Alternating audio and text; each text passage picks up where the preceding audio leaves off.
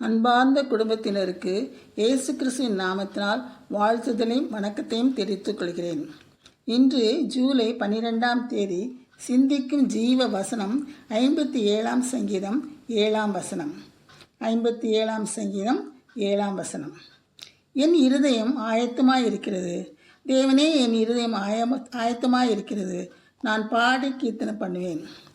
சவுலுக்கு தப்பி ஓடி பயந்து கெபியில் ஒழிந்து கொண்டிருக்கும் பொழுது தாவீது தேவனை முழு இதயத்தோடு பாடி கீர்த்தனை பண்ண ஆயத்தமாக இருந்தார்.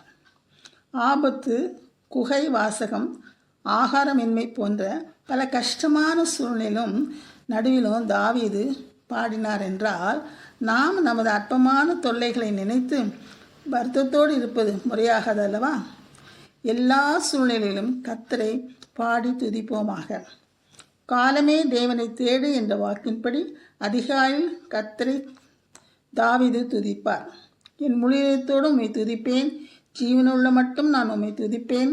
கர்த்தருடைய பரிசுத்த ஸ்தலத்தில் துதியுங்கள், சுவாசமுள்ள யாவரும் கர்த்தரை துதியுங்கள்.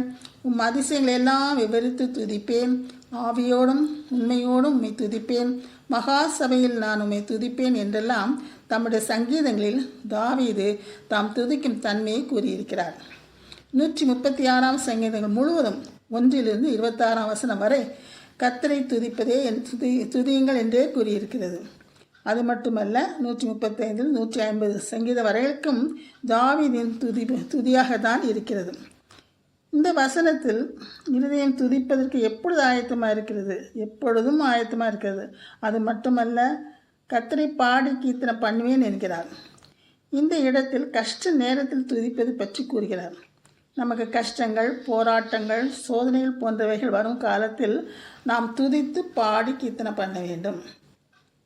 நடுராத்திரியில் பவுலும் சீலாவும் ஜெபம் பண்ணி தேவனை துதித்து பாடினார்கள்.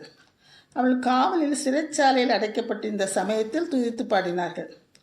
சிறைச்சாலையின் அஸ்திபாரங்கள் எல்லாம் அசையும்படி பூமி மிகவும் அதிர்ந்தது. உடனே கதவுகள் திறவுண்டது, எல்லாருடைய கட்டுகளும் கழன்று போயிற்று. பாருங்கள், அந்த நிலையிலும் அவள் துதித்தலினால் ஒரு பெரிய அற்புதம் நேரிட்டதல்லவா? ஜெபம்.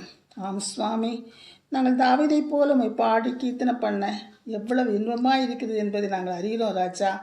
நாங்கள் கஷ்டங்கள் மத்தியிலும் உம்மை கர்த்தாவையே நாங்கள் தரிசித்து துதித்து பாட எங்களுக்கு கிருபை செய்யும் சுவாமி.